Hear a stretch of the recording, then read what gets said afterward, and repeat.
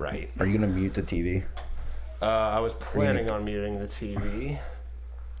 Yeah, now it's muted. All right, so we are rolling, homie. We are in episode 38 of Your House, Our Rules. Welcome back, y'all. We've got Michael Wallet here. We did episode 36 with him, no video. Now you get to see his beautiful face. So we're over here at his house right now, trying to do some things with the new setup. We might be working with him a little bit more in the future because I thought the podcast went well. He's got a spot over here. We're trying to test out the new setup and stuff like that. It's been a while. I've been working on it for a couple of hours. I finally got the drivers re-downloaded and we're good to go. But we're here now, and it's time to get it, man. Hell yeah, man. You put a lot of hard work and effort into this, so I appreciate what you're doing. For sure. Yeah, no problem at all, man. It's what I do. I mean, shit, when you told me that you wanted to do a podcast, I've been looking for people to do other podcasts and try to get it on like the YHOR network and stuff like that. Probably need to get a couple of them out there, but the way I see it is if you want to spot on here, you're welcome anytime. Oh, I appreciate that for sure. Yeah. You know what? I now understand why it's so difficult to set all this up and do all of this, because if it was easy, I feel like the content that people would put out there would just be flooded. You know what I mean? Like it would just anyone and everyone would put shit out there that they're like, this is stupid. Yeah, I mean, people do that now, though. I mean, especially on like TikTok and shit like that. I feel like you can stream directly to YouTube or whatever streaming site you want to directly through your phone now. So now everyone's kind of got a platform. It is what it is. On a smaller scale, I feel like, but like something like what you've put together and done, like a lot of people probably don't do. It really comes down to content. A lot of people and just the ability to do it or the willingness to do it, because a lot of people, like, we're 38 episodes in, and I've struggled getting some out in the past, but at the end of the day, I have 38 episodes of a podcast, and that's how many huge. people can say that? For sure. They actually have a 7 episode thing where they do for podcasts, where it's like once you reach the 7th episode, that's usually the one where they either cut it off or they keep going. Oh, no kidding. Once you can make it past that, that's when you keep going. And I mean, I've had a couple different people on here with me, but now it's just kind of me. We've got people in YHOR doing the damn thing, but like at the end of the day, like, Your House, Our Rules, the podcast is me, and I'm going to have who I want on there and fucking circle people in. Like, Bailey's like a somewhat permanent person on the podcast, but we'll cycle out. She just couldn't do today. Hunter's birthday is tonight, and she went out and did that, and I was like, yo, I told Wallet that I'm going to go do this and get the setup, and we're going to do it over there, and it took way longer than I needed to, so I might go meet up with them after this, but like, shit, it's almost like 1 in the morning. Yeah, no kidding. Yeah, I appreciate that. I mean, that's the thing. You have 38 episodes of a quality podcast. You know what I mean? Your quality is fantastic, right?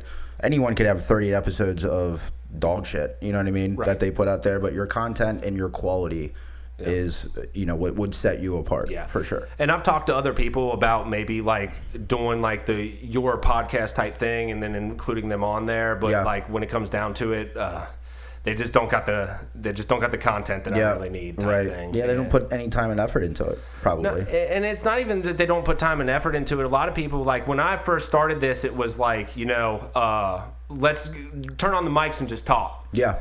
And now it's gotten to a point where, like, I've sent you topics today, or not today, over the past week, and I've been sending people topics, so that they can get over them. Whether or not they actually do it or not is another thing. But like I'm here trying my best to get people to like actually have relevant thoughts on the topics at hand. Right, so, for sure. Yeah. So, and I did. I mean, I delved into what you had sent me on a few things, and I mean, absolutely, you got to at least come up with some talking points. So you're not just sitting there and having long pauses like, all right, what do we talk about now? Yeah. Right? Yeah. And I think I do a good job of keeping the conversation flowing. That's what I'm saying. You're really good at like an interviewer type person. And it's actually something that I had to get better at too, because Harmeyer was kind of the guy who did that when we first started or whatever, because Harmeyer was just really good at keeping the conversation going, keeping it clicking, and shit. And like, I remember the first episode that I did without him, I had 4 people on, and that was probably a mistake. But when I was doing it, I was like, holy shit. I was like, I'm struggling to keep these other 3 people on topic and do that. And engaged and all that, So now we're taking a little bit more of a core type approach to the podcast. I want to have people on, but like at this point, I think that I just want to have people who are like, maybe a DJ that's made a little bit of name for themselves, like a really good friend who I've talked to a lot, rather than just kind of get a new person on each week and try and do that thing. If I can get someone on who's like, an experienced biologist that has some new research that's breaking the mold or whatever. Right. Like, I'd love to do that. We just need to get the numbers to do that. Yeah, something that would get you to another level on top of what you're already doing, which is fantastic, man. I appreciate you doing this shit. Yeah. Just got to keep on trucking, man. Keep on trucking. Oh, for sure. But you've learned how to do what you're doing over experience, over time. Yeah. 2.5 years you've been doing this. Oh, yeah. Nothing will teach you like experience, man. Well, a lot of people usually will just be like, all right, I've done a couple, like my cousin. Yeah. Like you said, I'd like to sit down and just like talk to people and just see what that basically winds up being, right? My cousin had something similar to that with a couple of his buddies. He's like, yeah, we just sit in the basement and talk and blah, blah, blah. They did that twice and never did it again. Right. It's hard to stay consistent with something like this. And that's what I was talking about you right before we hit the record button or whatever. I'm like, you've got some years of experience on you, and that's one of the reasons why I enjoy doing the podcast as much, because you can keep the conversation going. And I asked you, I was like, you've got a little bit better of a head on your shoulders. You've been doing the thing for a little bit longer. Just keep me on it. Yeah. Make sure that I'm hitting the deadlines that I need to do. Right. And a lot of that is bouncing ideas off of each other. Right. Like, what do you think of this? What do you think of, that or whatever? It's just bouncing ideas and coming up with new ways to improve. Right. Yeah. And with me being as busy as I am doing like the music, the video games, and this, it's hard to find topics and like actually sit down. Like, my cousin Jeff was talking to me this week. He's like, man, I got stuff and I do the research, but he's like, I don't know if you're ready for the amount of stuff that's going to come your way. And I was like, you just need to like filter it out. Give me the shit that really matters. And once I figure it out, I'll dive into it a little bit more and make sure it's legit. He sent me some shit about, it's called Project Veritas or whatever. I watch a lot of their videos. Oh, you know what I'm talking about? A ton of their videos. Okay. Yeah. So he wants to come out and talk about it. He said that he's probably going to do it next week, so I don't want to get too deep into it, but I can give a little bit of teaser of what's going to go on with that. But it's essentially these guys that they have hidden cameras, and they go out and they like record like these Twitter executives that are just like, one came out, I think it was earlier this week or the week before, where this Twitter executive was basically making fun of Elon Musk for being autistic, having Asperger's or whatever, and like it's just bad. And they had another video where they were like trying to get comments on him, like with an actual camera in his face, and he was just running away from it and shit. So we'll get into a little bit of that later, but let's break into our first topic that we have here for episode 38. So this week I actually went on to Netflix, and I was supposed to edit the last podcast with Bailey that we had, and I get on Netflix, I'm eating some food, I just cooked up some chicken and rice, and I'm looking at Netflix, and the number 2 in of the week was this documentary called Our Father. And I took a look at it, and if just spoiler alerts right now, I recommend, if you haven't seen it, to click pause and go watch it right now, and don't look at the bio. But moving on with the spoilers, I looked at it and it says a fertility doctor, and that's basically all I needed. I kind of saw where it was going from there. And you start watching this fucking documentary, and it's this dude who is a doctor, and he's like a respected doctor in Indiana that's been doing it for a while. Yep. And he was essentially putting his own sperm in all the women that came in that were trying to get pregnant and stuff like that. That's crazy. Yeah, and you said you didn't watch the whole thing because you couldn't get through it, right? I mean, it's not that I couldn't. It's just, I'm looking at this like, how does something like this happen? And I mean, I guess you really, how does one find out that this is taking place in the, to begin with? Well, they actually explain that in the documentary. The first, they number it through it. Like, so they start out with sibling number 1, and then as it progresses, you get to like fucking sibling like 98 type shit. And like the first one, she's like in her 40s or something like that. Yeah. So he's been doing this for a long years. Years, man. And I didn't even think about that. I did see it to like 3 or 4, a sibling 3 or 4, and I'm just like, whoa, this is fucked up. Right. So her dad was having problems with fertility. He couldn't get his wife pregnant, and they went to this fertility doctor. And she essentially was born, and because, he can't really have kids or whatever, she was like, okay, well, I want to see if I might have siblings from my donor father or something like that. She just wanted to have siblings. Right. And that's something that I can identify with, because I remember as a kid, I always used to ask my parents, like, randomly, like, can I have a sister or something like that? And, like, well, she eventually we got into like the 2000s when they started doing like the 23andMe and like the Ancestry, where you could like send in a spit swab and start start tracing it and doing that. and there were 8 people who popped up, but they were like unregistered or whatever. And she started doing research, and eventually they just get to a point where they're like, this fertility doctor has basically been giving his sperm to every single woman that has came through. That's and like, nuts, man. And like the thing about it is, like, it has to be like a new sperm sample. Correct. So what he would do is they would come in, they would, he'd inspect their vagina or whatever, and he would walk out of the room, go jerk off in his office and get the sperm sample and come back and put it in. Did he actually admit that he did that? Well, at first they really couldn't prove it, and that's what they got at the end, because when you get down into the actual documentary, they really come to a point where like they're trying to get him convicted for this shit. Right. And the prosecutor of Indiana was like, we technically don't have anything. Proof, yeah. No, not proof. We technically don't have anything that we can convict him of. And they found out that he ended up lying in one of his statements that he submitted to them, and that's how they ended up busting him. But this dude has served no jail time at all. So he's not in jail currently? No, he is not in jail at all. What is he doing currently? I know they like when I was looking at different things about the podcast or about the movie or whatever, it would talk about like where is this guy now, and I kind of looked into that a little bit. But what is he? What he's doing right now? Yeah. He's an old man. So he's like, I figured as much. He's in his 70s or 80s or something, and he's just living life. Living his life, man. Yeah, they went to the trial, and he got 2 level 6 felonies for lying to the court system. Yeah. And it had like community service or some shit like that. And that's it? Yeah, that's it. That was the big ringer of the entire documentary. Oh, no shit. He got nothing. So that's not really being held accountable for doing something like that. No, it isn't. But when you're watching the documentary, there's like they're going through all these people, like the children and stuff like that, who are like, why is nothing happening? Yes. And there's a scene where the prosecuting like guy of the entire state of Indiana goes, look, by law, there is nothing that we can actually convict him of and stuff like that. Right. And they're like, well, you know what?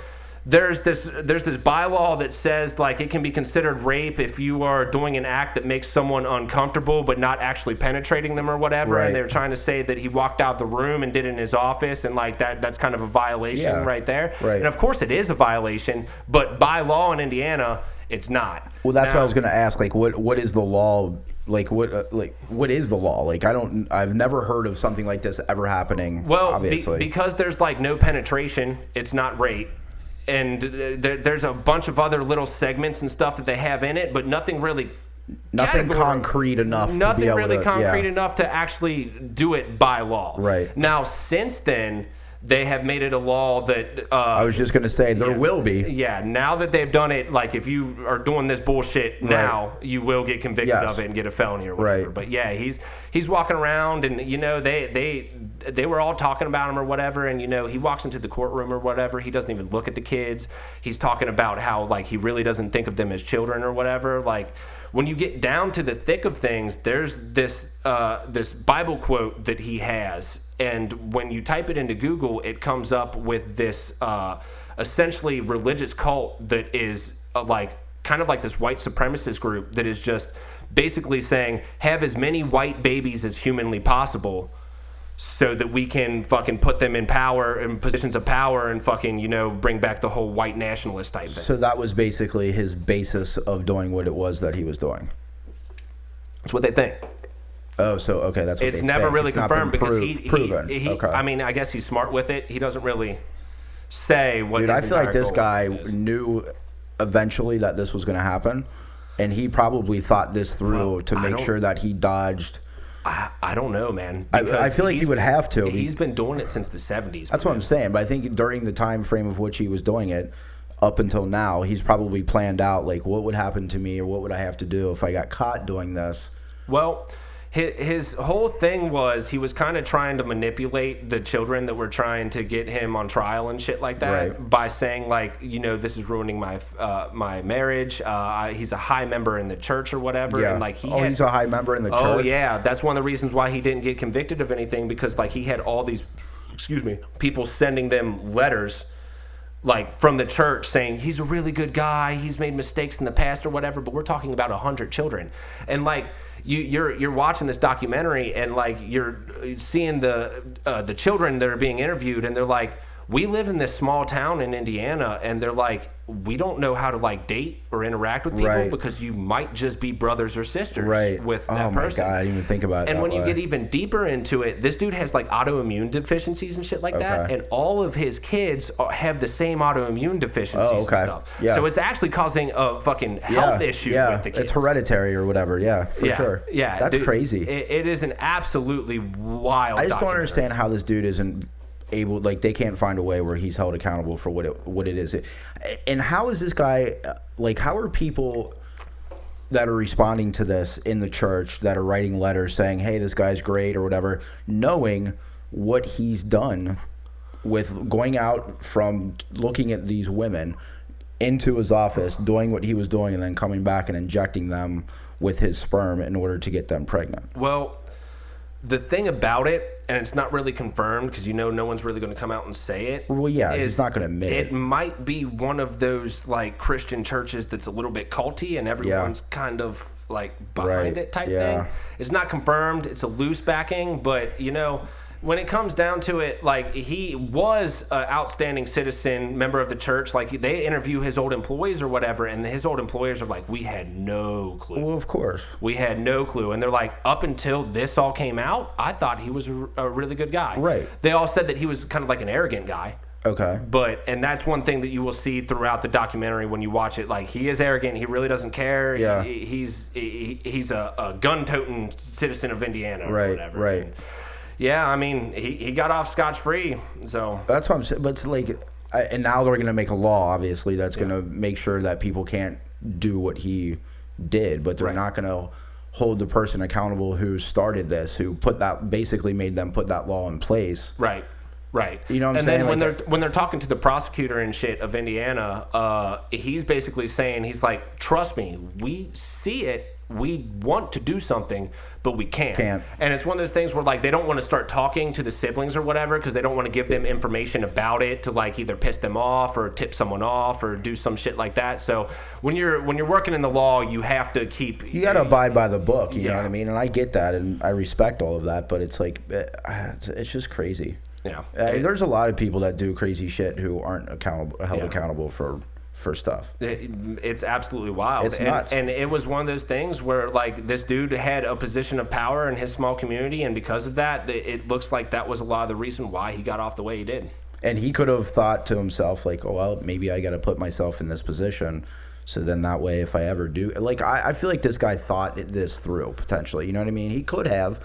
I don't know. I'm not trying to put stuff out there, but, like, I feel like he's probably thought this through enough to where he could put himself in positions to make sure he had people backing him in a way that it would come out a positive.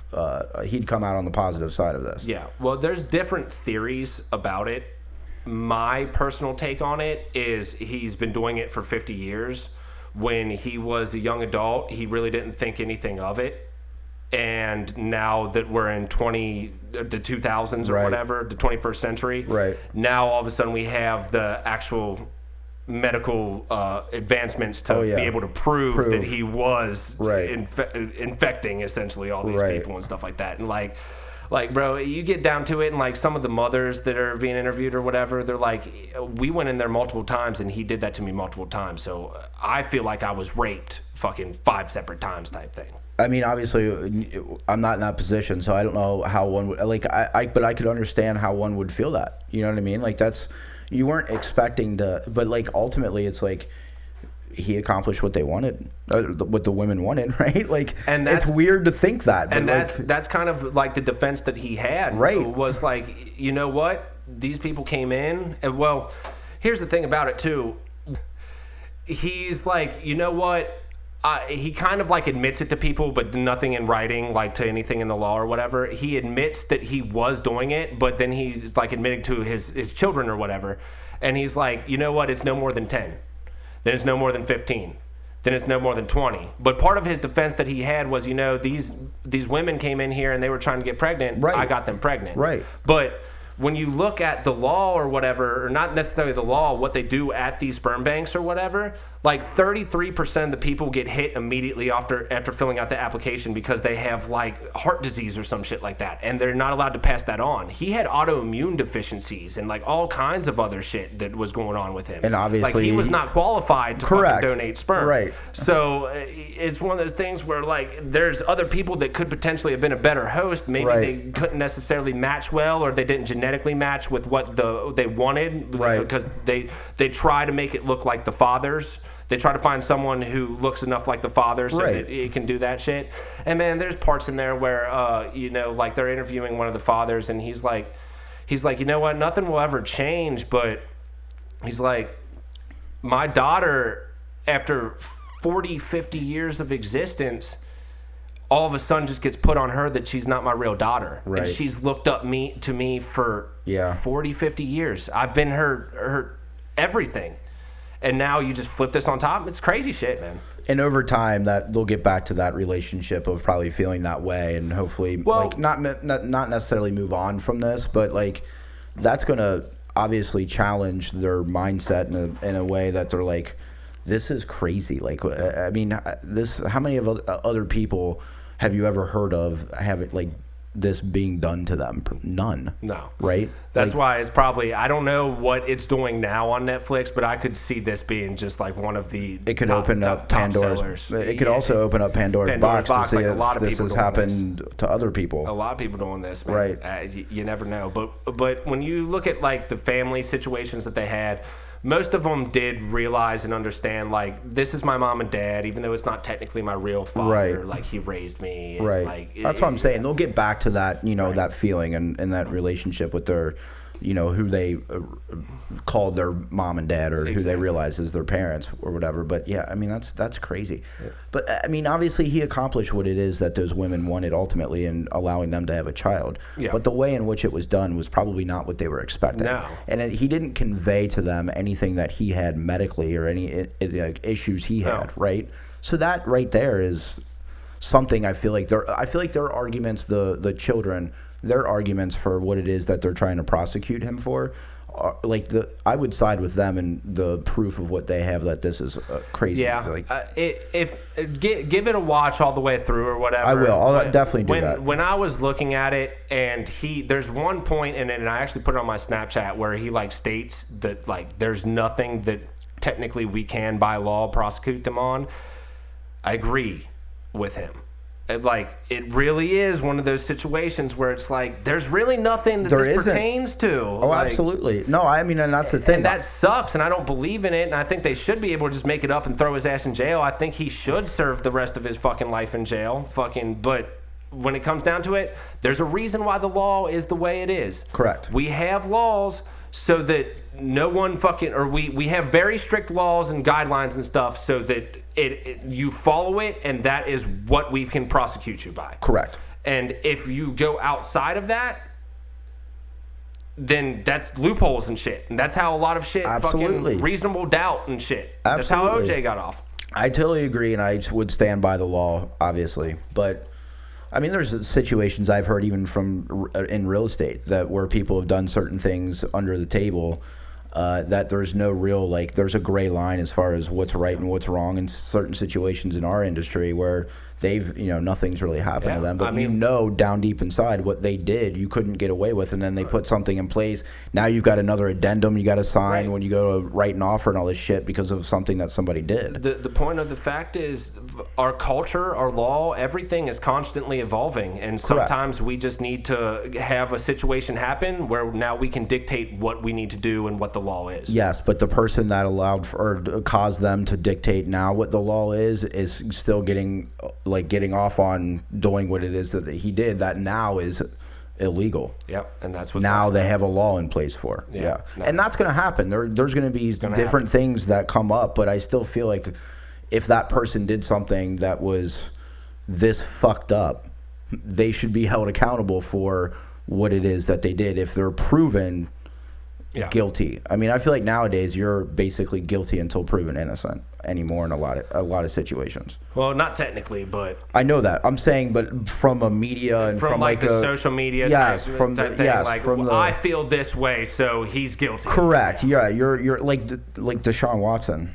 I mean, like, for all that situation, everyone's like, oh, well, this many people came out with him, saying that he did this and that. He has to be guilty. So he's looked at as being guilty until proven innocent, right? I feel like that happens so much more nowadays. Right. And, I mean, we can kind of see it right now with what's going on with the Johnny Depp and Amber Heard trial or whatever.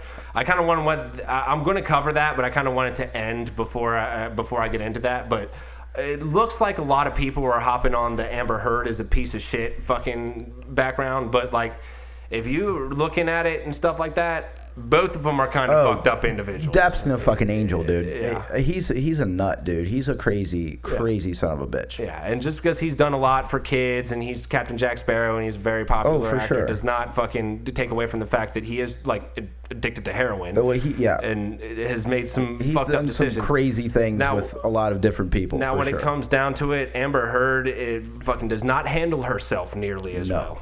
Does not, and that's why I think a lot of people are turning on her. But I'd let that bitch ruin my life any day. Yeah, dude. Yeah, for sure. She's not enough people are talking about how. Absolutely, yeah. I think that's what they should cover to begin with, and then go into whatever the coverage is for then get into the for the trial and shit. Yeah. But see, here's the thing. For what it is, like, I don't feel like what he's done and like some of the fucked up shit he's done with other people that don't even involve her. Why should that even have anything to do with this trial, which is only involving the two of them? Well, because the other people were like witnesses to all the shit that happened. Between them two, or with him and other like shit that he's done? Like they talked about him and some I can't think of it now, but a musician, and like them doing a bunch of drugs and shit together. It's like, so what does that have to do with whatever situation he has with her?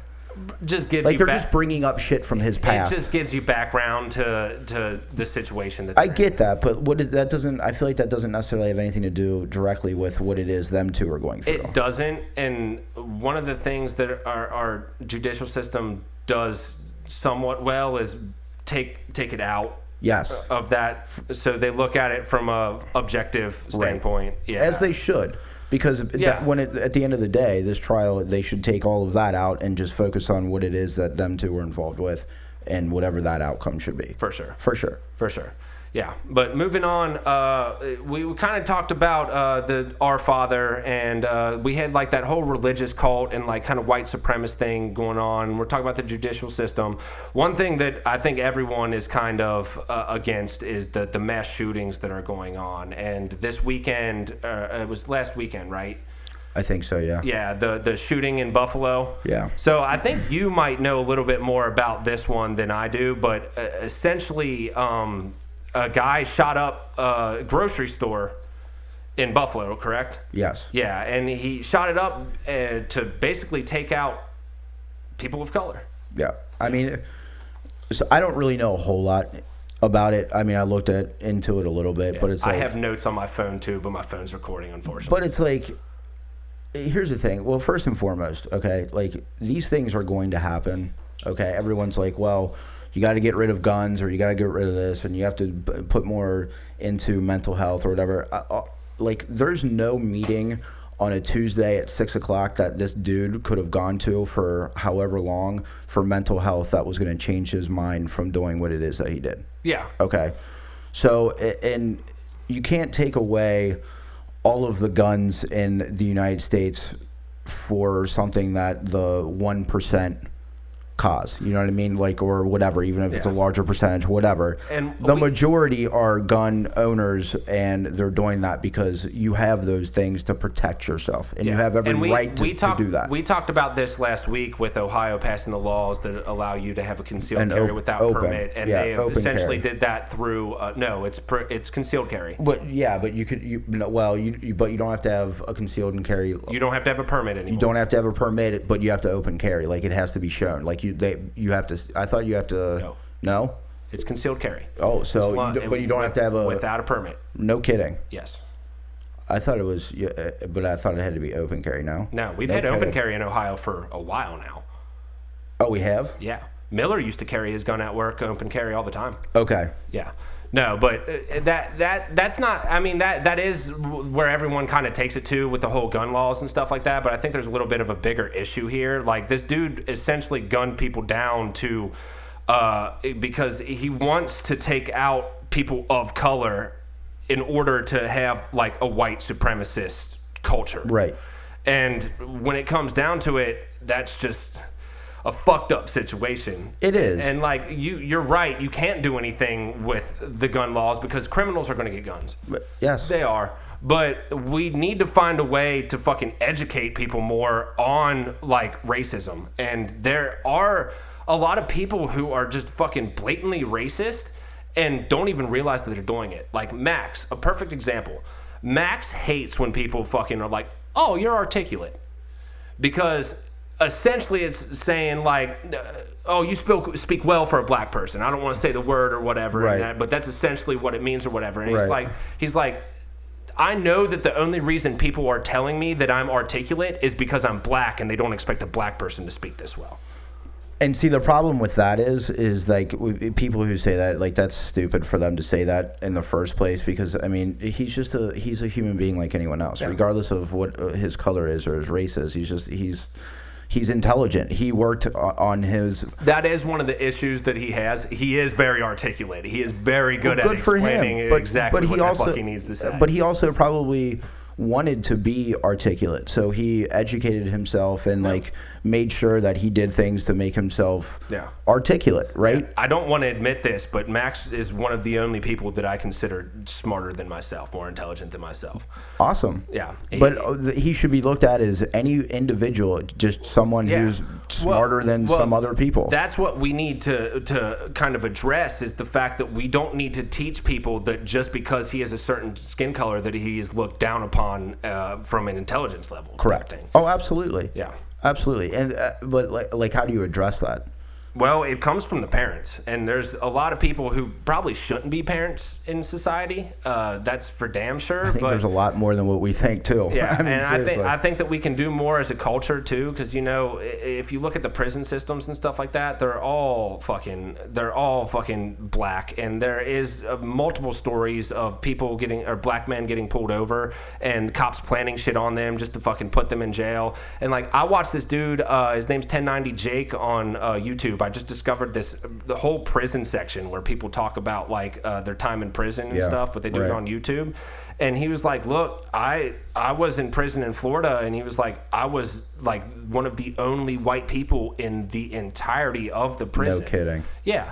I mean, our prison system is fucked. And he's talking about, he's like, you have a better chance of dying from the COs, the officers in prison, than you do like actual prisoners. So let me ask this question. Are those people still are they still in those positions as a police officer or a CO or whatever? Yes. And they're continuing to do that? Why are they not, if they can prove that this is indeed what it is they're doing for this reason, they should be held accountable again. They should. For what it is that they're doing. No one gives a fuck if you're a black male in prison. That's a problem. It is a problem. And that's I don't care what color your skin is. You should be judged totally based upon the character of who you are as an individual. Exactly. Straight up. Exactly. But there's not many people that can do that. Correct. And I don't know if there's enough education out there, because I feel like a lot of people just have a certain way in their mind of how they judge people, and they're probably as educated as they can be on that. They're probably not going to change their mind. Yeah. And I mean, racism at the end of the day, it kind of is a natural thing. And like, racism doesn't necessarily mean like, I'm white, you're black. It can mean like the whole Eastern European thing where we're talking about like Armenians and Serbians or whatever. They're essentially very similar physically and ethnically and stuff like that, but because they live in two different countries and they're at war with each other, they fucking hate each other, and it's just like a demographic thing. Correct. Yeah, dude, racism in other countries is a lot crazier of a situation, like intense, than it is in the United States, for sure. So I watched a video of what's his name, Panda designer, the guy who does Panda. Timmy. Hold on, before you go any further, did you ever watch the cipher that Lil Dicky was on with him. Yes. Okay, that was Lil Dicky was the only one in that. That could actually thank you. Actually All right, so we're on the same page with that. No, I mean Double XL has gone downhill. Did you ever watch Dave, his show? I've seen the first season. It's fucking awesome. It's pretty good, but there's this video of Designer where he just gets the mic and he's in China. I think it's China. And they put the mic to him, and he starts talking like, "Yo, Designer, we're coming at it, blah blah blah, or whatever." And one of the other interviewers, this girl in the background, thinks he's rapping, and she just starts dancing, and he's just talking, and it's like the most genuinely racist thing I've ever seen. It's like you can't really be mad at her for doing it because she just genuinely doesn't understand. But yes. it kind of goes to show how ingrained it is into our society, and it's one of those things where we need to kind of open our minds to people. You know, a lot of people talk about like the border crisis that we have, and I'm a strong believer, honestly, in no borders. I don't give a fuck if you grew up at this certain fucking speck of dust in the anywhere in the world. I think people should be able to go wherever the fuck they want to. Legally, though. Well, see, I'm the complete opposite in that position, because if there are rules and laws in place, because see, some of those people, I don't want to say a lot or a little, whatever, some of those people do come over here, and they're coming over without going through that process. Okay, and I know I heard the process is a real pain in the ass. Okay, but it's just maybe they need to refine that process. Okay, but they're coming over here and they're not paying taxes, right? Right. And there are certain situations where they're getting housing vouchers and government assistance a lot of the times to be able to afford to start out living in the United States. Okay. Right. Well, who pays for that government assistance?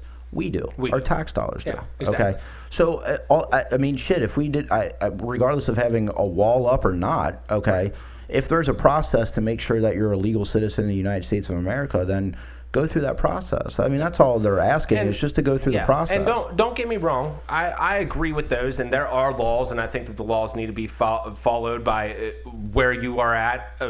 Like in the United States, you need to follow the laws to be a citizen of the United States or stay in the United States. I am more of a I got more hippie vibes when it comes to that, because like I don't believe in governing like systems and shit like that. I follow the rules, but that's just so I don't get in fucking trouble. Right. And at the end of the day, I'll live where I want to. I'll fucking be where I want to. I'll do what I want to. And I was talking about this last week when we had the whole like pro-choice and pro-life thing. Pro-choice is pro choosing what you want to do. Correct. So if I want to murder someone, I can murder someone. And I believe in that. I believe in like an anarchy type situation and shit like that. It's a long way off. I don't think humans are anywhere fucking cultured enough to be able to do that. But that is what I would strive to do. Have people govern themselves more than be governed by a body. Yeah, I mean, less government would be fantastic in a lot of scenarios and situations. Maybe not, though. Less government would be great, but like the laws and like rules for just abiding as like a good citizen, like as an outstanding citizen of the United States. You know what I mean? Like going to work, working hard, you know, accomplishing what it is that you want. I mean, that comes, like you said, each person should be able to govern their own. Themselves, okay, and their own path and whatnot. But see, that's the thing. In America, we have the freedoms to be able to do that, but there also needs to be some sort of precedent in infrastructure in place, correct, to make sure that that's really in place for those who get away from that path. Exactly. Okay, and who stray from that path. I don't think that as an individual we are nearly evolved enough to be able to do what I believe in. And I am grateful for the infrastructure that we do have, especially in the United States, to allow people to do, like, we have the right to work and fucking... We have the most freedoms of any country on this planet. It doesn't really need to be explained. There is a reason... Excuse me. There is a reason why we have such good life... what's it called? Pursuit of happiness or some shit like that. You know what I'm getting at. Yeah. But there's a reason why we have this in the United States, is because we have the best infrastructure. I mean, that's debatable, but in my opinion, we have the best infrastructure out of anywhere in the world that allows us to be able to be more individualized than most other countries. It's life, liberty, and the pursuit of happiness. That's what you were looking for. Yeah, we have a great infrastructure as far as our governing bodies. Yeah. Okay, the biggest issue I have is the money that's spent from the tax dollars of which, it comes out of our pockets, that's spent on things that are just erratic. It's crazy. Yeah, like the $40 billion that we just sent to Ukraine. Yeah, did Ukraine send us money when things happened here in the United States? No. Correct. But they don't have the money to necessarily do so. And I understand that. But how is that our fault? It's not. Don't get me wrong. I don't think we should send $40 billion over there, not only because we just need to stay the fuck out of it, but also because it could piss Russia off enough to do it. Right, but I did read something today that said that fucking Russia's kind of falling apart on their inner circle. Yeah, I mean, I haven't really paid too much attention to that whole situation. I don't think the United States should be like when we're aligned with other countries or whatever. Like I understand like being at peace with those other countries and saying, hey, you don't mess with us, we won't mess with you, and everything's kosher, right? And we can get products and imports and exports from different countries and stuff like that. We don't do that though. We're in everyone's business, and that's the reason why we sent the $40 billion over, only because we want to fucking piss off Russia. Yeah. Not piss off Russia. We want to fucking take away from the infrastructure that Russia has. By sending that money over to Ukraine and extending the war as much as we did, we're essentially saying fuck you to Russia. We're enabling this to continue to go forward. Yes. Correct. Yes. Yeah. And that's what I'm saying. Like, let those other countries delegate things as they see fit. Why do we have to get involved in that stuff? Like we need to start taking care of ourselves. Mm-hmm. Okay, it's in my opinion, like those other countries, like just be at peace with them, like have great relationships, build great relationships with them, and stuff like that. And from a business mindset, the import and export thing, like take care of business, oversee the governing body and run it as a business. I think that's the greatest success that you can have is running things as a business, because it's what's good for business is what's good for the American people. Well, do you know the biggest issue that we have with the United States of America when it comes to that?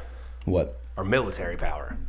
When you have the ability to fucking do whatever the fuck you want, why not do whatever the fuck you want? But like, do whatever the fuck you want when it's like absolutely necessary for, and like when I mean absolutely necessary, like if someone attacks us, like in the United States, like from another country, or even within, domestic within the United States, like then take care of it then. But like, and I agree with you. And one modern day nation that does that is China. China has historically been an isolated country that mostly keeps to themselves and stuff like that. Now we're in a little bit more of a social arena that they need to be involved in other people's shit. But I would like to have that in the United States, but the fact is it don't work like that. Correct. But see, like it could. They just like no one wants to they don't want to change they could change that, but they just it's all about money and power. Yeah, there's more money if you dominate every other country. Well, for sure, that's stupid though, because as long as you're in peace or have peace with those other countries, and you agree on your business dealings and stuff like that, live your life and pay attention to you, and get done what you need to do here. Well, I think that's an important... Stop getting involved in other shit. I think that's an important thing to tell the individual that's just listening to this podcast or whatever. For sure. Do you? Like, you don't have to be involved in the nation that is the United States of America, because at the end of the day, like, shit's going on. It does affect you, but does it really affect you? Correct. I've always said that. People need to look in the mirror and judge themselves before they look into having an opinion about shit that they can't control. I mean, I don't pay any attention mostly to stuff that I have no control over. Right. And like at the end of the day, you can get thrown in jail for like possessing a certain type of firearm or whatever, but you can possess that firearm. And if you don't get caught, who knows the difference? Just live your life the way you want to live your fucking life and take steps to better yourself. Correct. But at the same time, make sure you're within reason as far as the law of what's in place. Because that law and those things have been in place, for centuries, right? There's reasons why our laws exist, for sure. Correct. But the problem I have nowadays, and we talked about this earlier, was like people of a certain class, okay, an elite level of individual those people are not held accountable for the things that have been proven that they've done that have been highly illegal. Mm-hmm. And that, to me, like that pisses me off. It pisses me off, too. Pisses me off because now, if I'm just, Joe Schmo, it's like, well, they didn't get in trouble for doing this. If I go and do this, I should get away with the same, you know what I mean? Like, they should be able to get away with it. Yeah. Like, what kind of example are you setting for people that are not at your level of eliteness, okay, if that's a word, to try and, like, the example that you're better setting, the United States. The example you're setting is get more money, get more power, and you can do the things that I want. Correct. And it's not fair, but no. It's tough, those situations, man, because if you dwell on it too much, you just get stuck in a loop. And Which is why, as I said, I pay attention to what it is I can control. Pay attention to yourself. Yep. At the end of the day, I live by my own governance. I do what I want to do. I be with the people I want to be. I be where I want to be. Your life is going to be better if you don't worry about the shit that's going on everywhere else. Right. Yeah. But see, the thing is, like, they'll talk about, well, if you don't like certain situations that people that are in power that they're doing, go and vote and make sure that you vote for this person or do this or do that or whatever. I think our government chooses itself. But it's like, you know what, like, at the end of the day, like you said, you can only worry about yourself. But a lot of these people vote based upon the emotions or what they see. They don't do research themselves on things. Yeah. And vote based upon not just statistical, they don't do research. Factual. They don't do I guess I'll call it perfect research, and I don't want to say anyone's perfect, but you need to know what you're looking at, where you're looking. Based upon your own opinion of how you feel about a certain subject. Yeah. Right? And then you need to be able to take yourself out of those emotions, too. I agree. That's what I'm saying. You got to take yourself out of those emotions, in my opinion, and look at the facts. Mm-hmm. and base your... Really, I a lot of times base my opinion upon factual information. Right. Yeah. It's the best way you can do it. I think there's a lot of people out there that don't necessarily know where to look, don't know how to look. And that will never be educated to those people because a certain, establishment or whatever probably would not want them to know these things based upon the narrative of what they're trying to push. Yeah. Right. It's civilization, man. There's so many differing viewpoints on everything. It's crazy. Yeah. Yeah. But I think we beat that one up. We're hitting about the 50-minute mark, so let's get into our last segment that we always usually end stuff on. It's called What You've Been Sipping On. We might adjust this a little bit in the future. Me and my cousin Stav have talked about a little thing where we're going to start doing some like weekly mixtapes if we can get an avenue to do that. We might have our own thing, like What You've Been Sipping On, where we give you like a certain artist that has like a mixtape coming out or we got to pan out on that one a little bit more. But what you've been sipping on, man? Video games you've been playing, TV shows you've been watching, music you've been listening to. Anything. Oh, sweet. Hell yeah, I like this segment. So I'm not a video gamer. Okay, I was actually going to ask you earlier, like, what kind of stuff are you doing with video games? Because I know, like, these YouTubers and shit, like, these people are making a shit ton of money on the stuff that they're doing. It's crazy. Mm-hmm. I didn't even know that existed. That's crazy. Yeah. Anyway, a lot of money. Yo, dude, a ton of money, and they're young, too. Yeah. Early 20s and shit. I'm like, even younger than that. I'm like... Ninja, when he blew up, when Fortnite was a big thing, he was on the cover of ESPN Mag. Right. That's nuts. Yeah. That's crazy. So there's a couple of shows, like one show that's already done and over with that I absolutely freaking love, that people that are listening to this podcast should watch, is a show called Suits. It was on USA Network. It's dude, it's more of like a business savvy type of show, but it relates from a business perspective. You're a businessman. I'm a businessman, dude. Yeah. I do everything from the standpoint of what's good for business, even relationships with people. What's good for my mindset business. Like, you know what I mean? Like, That's business, right? Love that show. What I'm sipping on now from a music perspective, though, we have Slipknot in a couple weeks. We got Slipknot in a couple weeks, man. So I'm diving deep into some old Slipknot so I can scream the lyrics as I'm in the pit running around with a bunch of I'm definitely gearing up fucking maggots. Definitely gearing up to do the same thing. Been listening to a lot more rock recently, but I want to get into like the Slipknot and get down. So have you been in a pit for Slipknot? Yeah. You have? Okay. Good. So you know what to expect, obviously. Oh, dude, I've been in plenty of fucking mosh pits. So have I, but there's nothing like a Slipknot mosh pit, man. It's it's crazy. They're crazy. And I love being around other people when Slipknot's getting ready to come on. Do we got GA? We got floors? Oh, dog, I'm not sitting in those seats for Slipknot, dude. Yeah. You're crazy. Hell yeah. But I love being around and surrounded by people that are like, oh, yeah, this is my first Slipknot show. And it's like, hell yeah. We've talked about it in the past about on the podcast and stuff about how, like, they're heavier shows. They're like metal shows or whatever. But, like, if someone gets clocked in a mosh pit, they get picked up. They get taken care of. They're treated well. They get taken care of. Absolutely. They're fun. Yeah, you drop your phone and people pick it up and they're like, phone. Yeah. Yeah, for sure they take care of each other. Yeah. You know Cypress Hill is playing with them? I did know that. I saw them at... I'm pumped for that. Was it Louder Than Life or one of the Incarceration Fest or whatever? One of the music festivals last year, I saw them. They were dope. Mm-hmm. They were awesome. Oh, wow, Cypress Hill's fucking OG. Legends, yeah. Oh, dude, legends. OG. Love it. Yeah, I'm pumped to see them, and I mean Slipknot is always a good time. That's going to be a hell of a show. That's going to be a hell of a show. Out of all the stuff that I got coming forward, like the big music festivals and stuff like that, I'm a little broke right now, so I can't afford much. Lost Lands is up there, but to this day, Slipknot at Riverbend. Was that like 2018, 2017 or something like that? Yeah, I was there. Yeah, it was the greatest show that I've ever been to. Were you out in the lawn or were you down in like the pit area? My buddy Josh Widener, his work he still currently works there. They had these tickets, and there was the inner circle.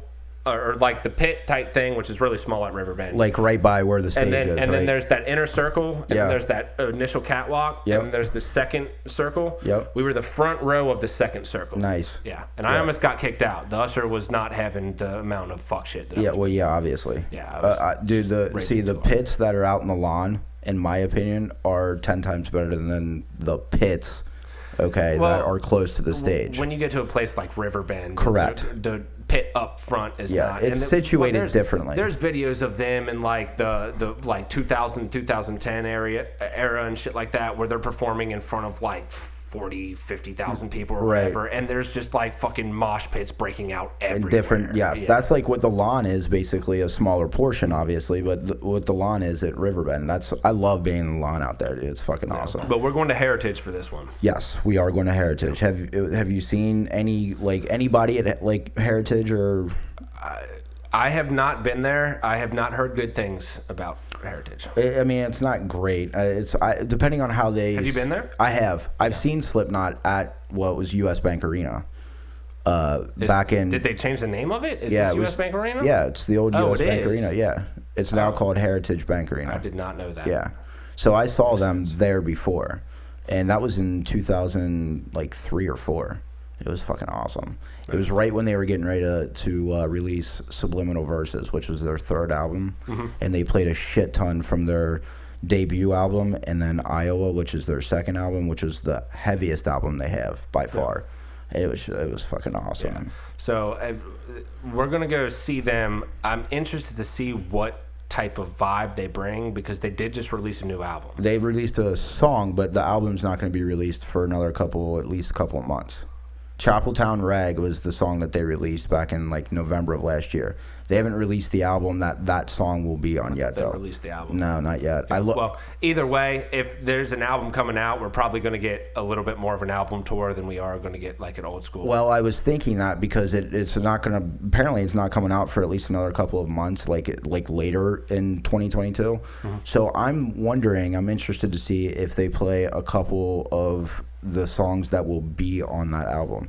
That would be kind of cool. That's probably what I think they're going to do. But I just hope it's not like that and then all of their commercially viable songs that they've played I don't think so. a million times. I hope they play a lot of old shit. I think Slipknot is one of those ones where they're going to have their tour where they do like their new music, but it's going to be interlaced with the old school shit that we all love. Yes. No. And I don't know if this is the tour that they would do that for, though, because the album hasn't been released. That's what I was saying. That's why I'm interested to see. We're going to get a little bit more of the newer album shit than most, but we'll see.